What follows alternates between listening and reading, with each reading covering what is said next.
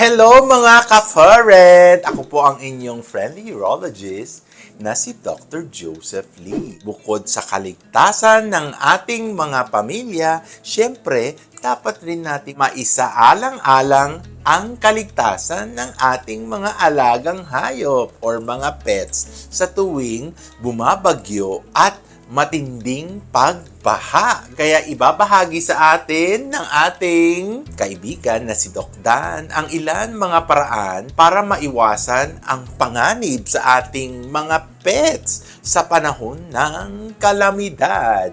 Doc Dan, take it away!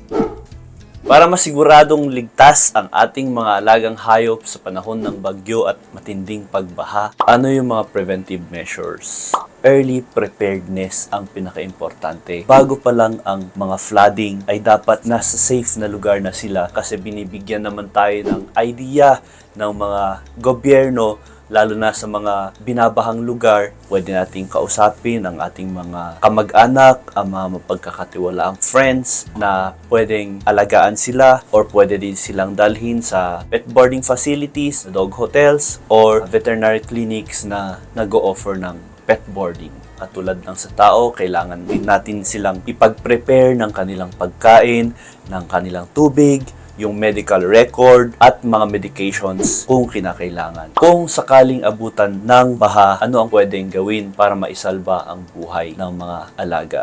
Pwede naman silang ilagay sa mga floating devices like mga styrofoam, yung mga plastic na pwedeng lumulutang at meron din kasi silang life vest kung we are prepared. Pinaka-importante talaga, tanggalin natin sila sa kanilang pagkakatali at sa kanilang pagkaka-cage. Meron kasi silang ability para maisalba yung kanilang sarili. Halimbawa, sa cats is pwede silang pumunta sa area na kung saan mas mataas siya sa ground at sa mga dogs naman ay meron silang kakayahan para mag-swim. Pagkatapos ng bagyo, paano naman natin madaling mahanap or masi-check kung ligtas ang ating mga alaga?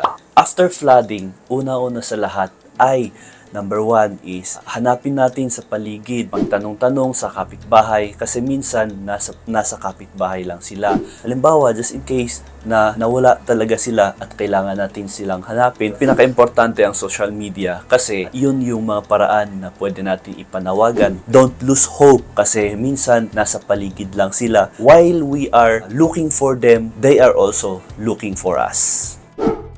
Yes! So, alam na natin ang mga safety precaution para sa ating mga pets. Thank you, Doc Dan, sa iyong very helpful na pet safety tips para sa ating mga furrents. Mga ka-furrents, kung meron po kayong mga tanong or comments or suggestion na pwede namin pag-usapan, just leave a message sa amin comment section below. Siyempre, mag-like rin kayo sa aming mga videos at mag-subscribe sa aming YouTube channel. Muli ako po ang inyong friendly urologist na si Dr. Lee kasama si Millennial vet friend na si Doc Dan dito lang sa The Post Pet Lifestyle Channel.